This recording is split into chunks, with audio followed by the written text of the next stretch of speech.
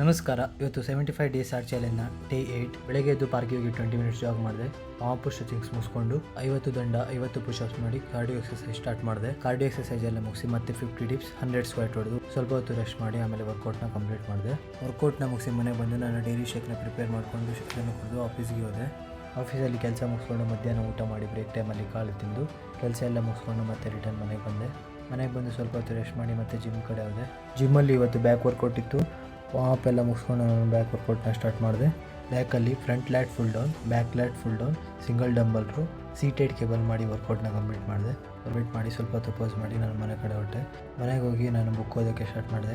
ಇವತ್ತು ಭಗವದ್ಗೀತೆಯಲ್ಲಿ ಓಂ ತತಸ್ಸ ಇತಿ ಶ್ರೀಮದ್ ಭಗವದ್ಗೀತಾಸು ಉಪನಿಷತ್ಸು ಬ್ರಹ್ಮವಿದ್ಯಾಯಂ ಯೋಗಶಾಸ್ತ್ರೇ ಶ್ರೀಕೃಷ್ಣಾರ್ಜುನ ಸಂವಾದೆ ಅರ್ಜುನ ವಿಷಾದ ಯೋಗೋ ನಾಮ ಪ್ರಮೋದಾಯ. ಮೇಲಿನ ಹೇಳಿದ ಮಾತು ಭಗವದ್ಗೀತೆ ಪ್ರತಿಯೊಂದು ಅಧ್ಯಾಯದ ಕೊನೆಯಲ್ಲಿ ಆಯಾ ಅಧ್ಯಾಯದ ಹೆಸರನ್ನು ಸೇರಿಸಿ ಹೇಳಿಕೊಳ್ಳುವುದು. ಈ ಹೇಳಿಕೆ ಭಗವದ್ಗೀತೆ